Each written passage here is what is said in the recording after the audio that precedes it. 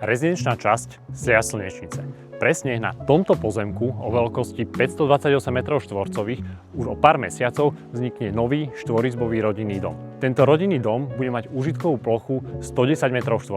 Dispozícia tohto rodinného domu je veľmi premyslená. Bude rozdelený na dennú a nočnú časť. V dennej časti sa nám bude nachádzať kuchyňa prepojená s obývačkou, vstupná chodba a špajza. Nočná časť bude pozostávať z 3 ďalších izieb a 2 kúpeľní, pričom zadná časť domu bude využitá na terasu.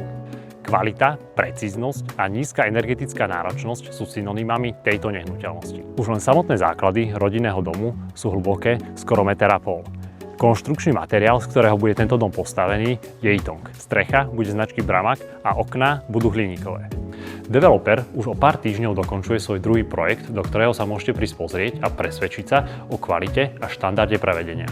Tento dom sa predáva v štádiu holodomu. V prípade vášho záujmu alebo bližších technických informácií ma neváhajte kontaktovať.